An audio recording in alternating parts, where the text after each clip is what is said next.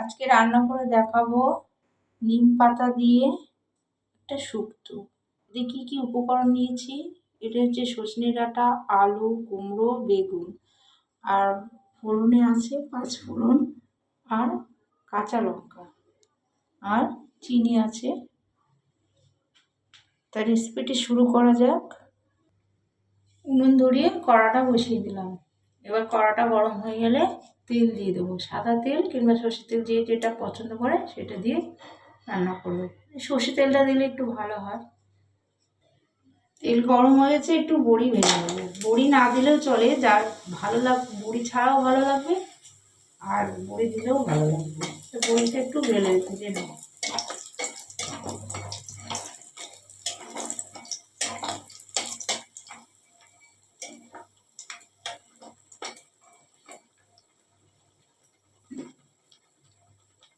বড়িটা একটু ভাজা হয়ে গেছে,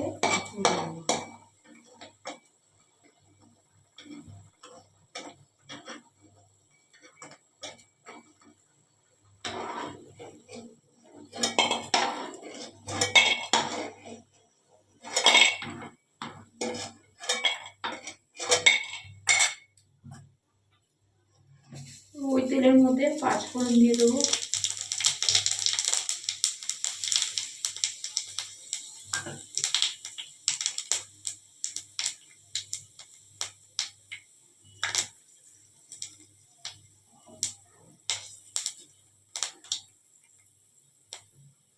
কাঁচা লঙ্কা দিয়ে দেবো।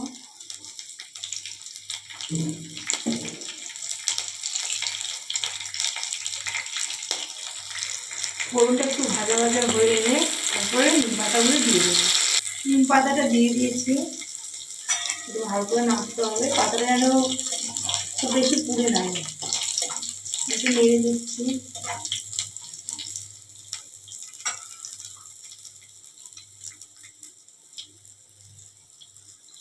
কেটে রাখা সবজিগুলো দিয়ে দেবো।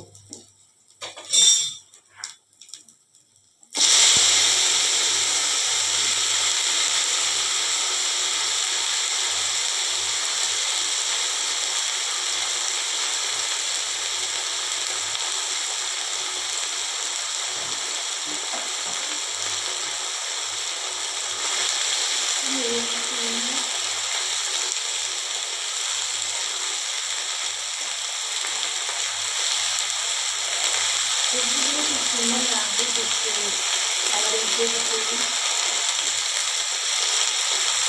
চাপাটা নেড়ে দিচ্ছি, ভালো করে নেড়ে দিতে হবে।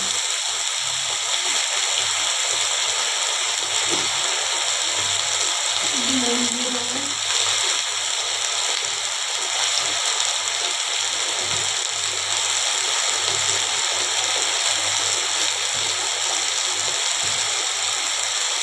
হলুদ দিয়ে দিচ্ছি, একটু নেড়ে দিচ্ছি।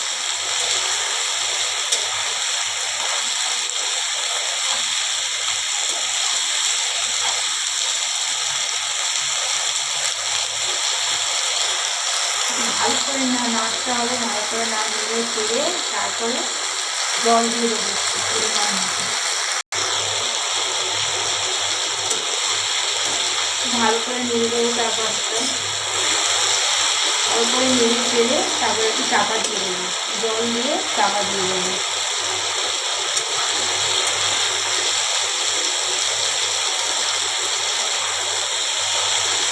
একটু মিষ্টি দিয়ে দিচ্ছি, চিনি দিয়ে দিচ্ছি।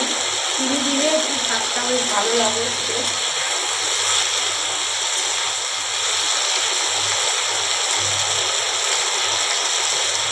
ভেজে রাখা বড়িগুলো দিয়ে দেবো।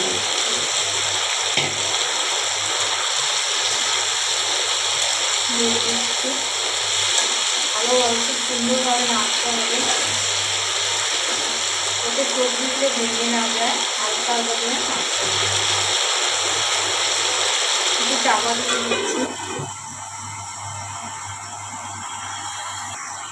ঢাকনাটা খুলে দিচ্ছি।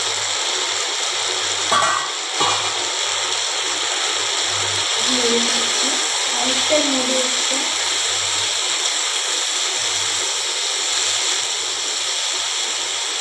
জল দিচ্ছি,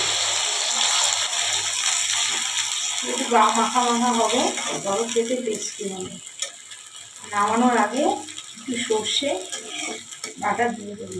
সর্ষে বাটা দিলেও ভালো লাগে, না দিলেও ভালো লাগে, সর্ষে বাটাটা দিলে একটু বেশি ভালো লাগে।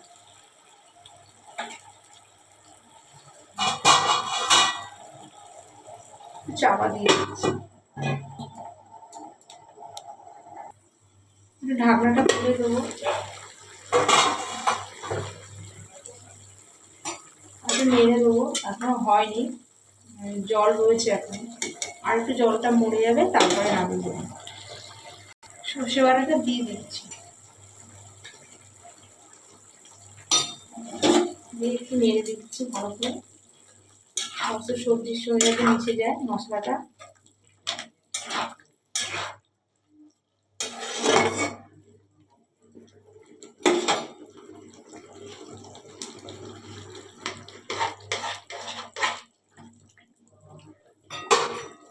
চাপা দিয়ে দিচ্ছি,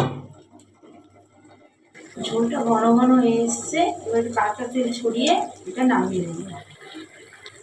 উপর থেকে একটু কাঁচা সর্ষের তেল দিয়ে দিচ্ছি, কাঁচা সর্ষের তেলটা দিলে খেতে টেস্ট হবে। তৈরি আমাদের নিম পাতা দিয়ে শুক্তো।